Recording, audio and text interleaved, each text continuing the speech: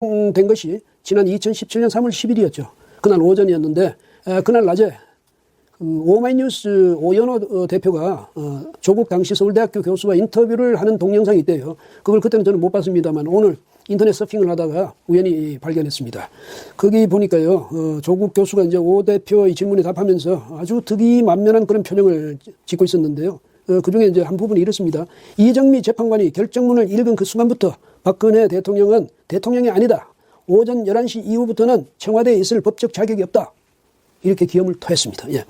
오늘 안 나오신다고 했는데, 그게 이제 청와대에서 안 나오겠다, 뭐 그렇게 이야기했다는 거죠. 그랬는데, 농담 반, 진담 반으로 하자면 오늘 하루 숙박료를 내셔야죠. 이렇게 이죽거리기까지 했습니다.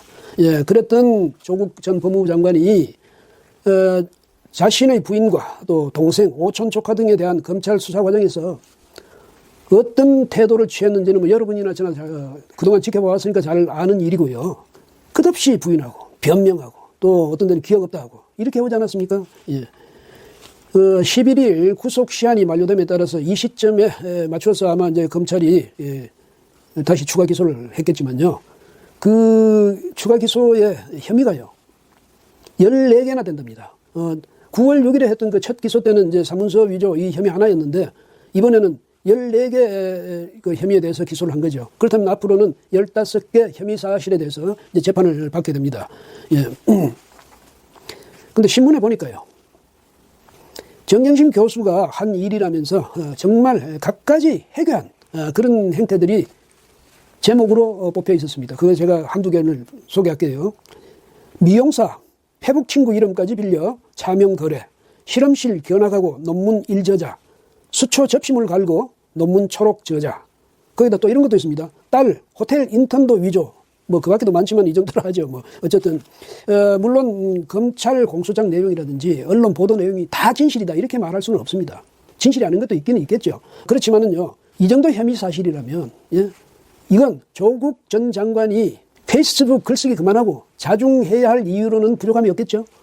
또 이 문 대통령을 비롯한 정권 실세들에게도 이게 적어도 더 이상 조국 편들기 그만하고 그다음에 국민들에 대해서 사과는 아니더라도 최소한 그 유감 표명 정도는 해야 할 이유로서도 부족함이 없는 것 아니겠습니까? 어쨌든 자기 부인에 대한 그 추가 기소와 관련해서 조국 장관, 전 장관 아니나 다를까 또 페이스북에다가 비교적 장문의 글을 또 올렸습니다. 예. 거기 보니까 이런 대목이 있습니다. 저도 조만간 검찰 조사를 받을 것입니다. 저희 모든 것이 의심받을 것이고 제가 알지 못했거나 기억하지 못하는 일로 인해 곤욕을 치를지도 모르겠습니다.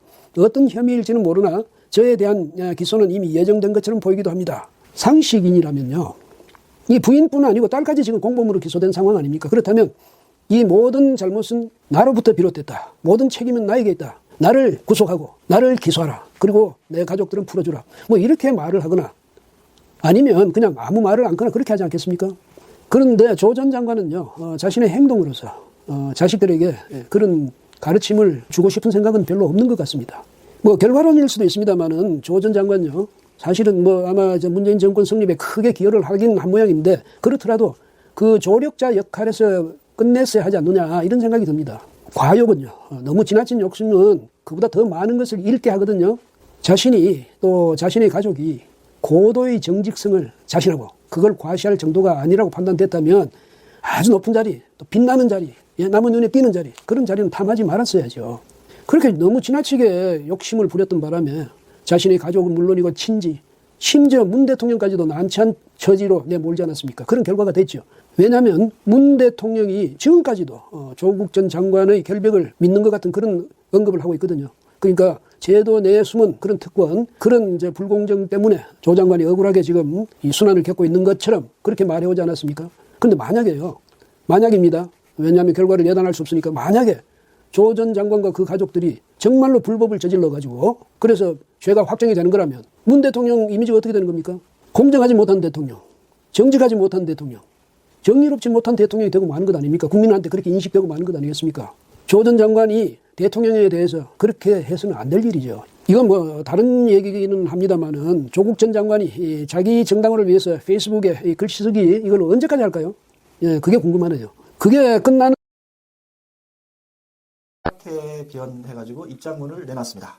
갑작스러운 그 조국 장관의 사태인데요. 근데 제가 하나 유감인 게 있어요. 뭡니까? 네. 조국 장관이 사퇴를 하면서 네. 입장문 하나 딸랑 내놓고 네. 지 때문에 2달 동안 온 나라가 막 이렇게 난리가 혼란스러운데 났죠. 입장문 하나 딱 내놓고 그냥 법무부 청사를 떠나면서 아 국민 여러분 검찰개혁 국민 여러분께서 나서서 주십시오 뭐 이런 얘기만 하고 갔어요. 맞습니다. 너무 무책임해요. 무책임하죠. 그동안 많은 얘기들 해왔잖아요. 대국민 사과를 해야 되는 거 아닙니까? 해야죠. 대국민 네. 사과도 하고 이 자기 사퇴 성명서도 직접 얘기하고 맞습니다. 기자들 질문도 받고 이렇게 해야지 뭐 구린 게 있어가지고 이렇게 도망치듯이 그렇게 무책임하게 사퇴서 하나 딸랑 그냥 던져주고 그러냐고요. 이건 정말 공직자로서 하여간 자격이 안 되는 사람이라고 보여요. 책임이 안 되는 사람이에요. 그리고 이제 조국 장관이 사퇴한 사퇴의 변을 읽어보면은 되게 웃긴 부분들이 많아. 맞습니다. 제가 네, 몇 개만 소개시켜드리면 짚어주시죠.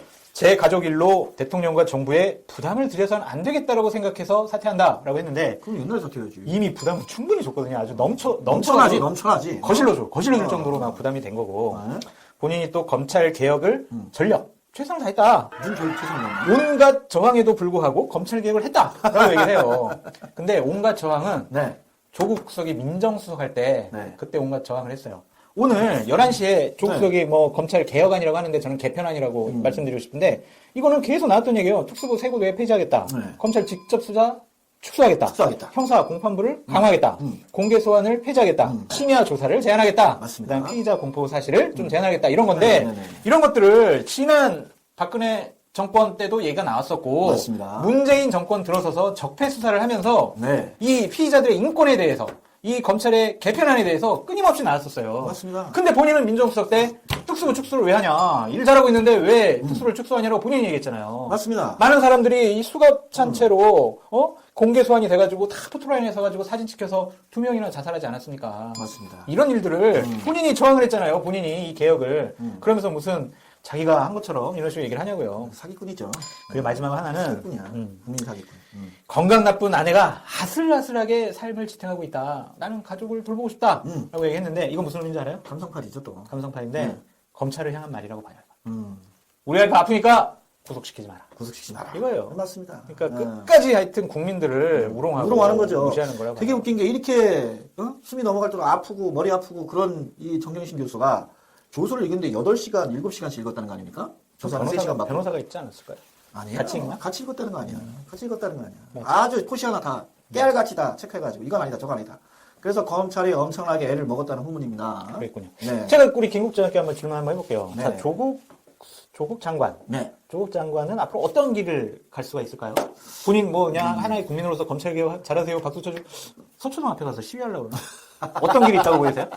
제가 볼 때는요, 어느 정도 이 정경심 교수가 뭐 구속영장을 발부되겠죠. 법원에서, 이게 검찰에서 구속영장을 발부하면 법원에서는 조국 동생이죠. 동생처럼 이 구속영장을 발부를 안 할 겁니다. 안 하게 되면 불구속 상태에서 수사가 들어가겠죠. 그럼 최대한 방어를 할 것이고 아마 불구속 재판을 통해서 뭐 대략 뭐 집행유예 정도 받는 걸로 해서 와이프 문제를 해결하고 본인은 어떻게든 빠져서 이제 국민 여론을 좀 살펴본 다음에 내년 총선에 부산에 나올 생각을 갖고 있는 거 아니냐. 저는 그렇게 봅니다.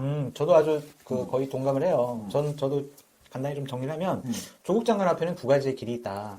하나는 이제 와이프가 뭐 구속당하든 안 당하든 또한 본인도 조사를 받아서 구속당하든 안 당하든 자칫 잘못하면 사법 처리를 당해서 이제 모든 인생이 끝나는 맞습니다. 그런 길이 있고 가족들 전부 다 그럴 수 있어요. 네. 지금. 그다음에 이제 본인은 무사하게 이 사법 처리를 비껴나가서 조금 좀 쉬었다가 맞습니다. 아까 얘기한 것처럼 내년 총선에서 한번 지역구 의원으로서 네. 정치적인 좀 복귀. 복귀. 그래서 정치인의 길을 가지 않겠느냐. 이제 그런 생각이 들어요. 네, 그래서 그거는 지금 문통과 문재인 대통령님. 문재인 대통령과 아마 민주당의 바람이지 않을까. 그렇죠. 근데 바람이겠지만은 여기서 제일 중요한 키포인트가 있습니다. 뭡니까? 윤석열이를 찍어내느냐. 윤석열 검찰총장을 자리에서 내리면 그게 가능하다고 보는 거예요. 근데 만약에 윤석열 검찰총장이 계속 남아있으면 제가 봤을 때 말입니다. 조국은 반드시 사법 처리가 될 겁니다.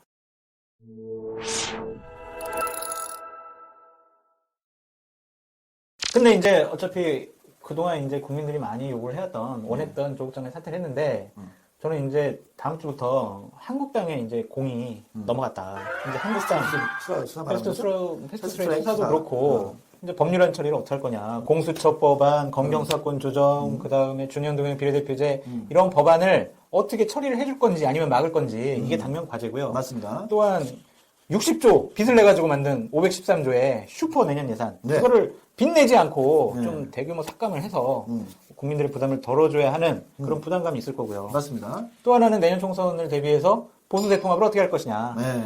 그리고 아직도 친박당, 네. 아직도 적폐라는 단어에서 벗어나지 못하고 있는데 맞습니다. 얼마나 유능하고 정말 좋은 인재들을 영입을 해서 국민들 앞에 딱 짠하니 내보일 수가 있는지 이제 한국당이 해야 될 일이 너무나 많이 산적을 해 있어요. 근데 우리 장소연이 같이 이제 유능한 인재를 한국당에서 영입을 해야 될 건데요. 근데 이제 중요한 키포인트는 지금 당면한 과제, 특별히 지금 이제 민주당은 또 감성팔이를 하지 않을까 저는 싶습니다. 그래서 민생 뭐 얘기하면서요. 자연스럽게 이제 조국 리스크를 벗어나려고 할 텐데 요거를 어떻게 한국당에서 잘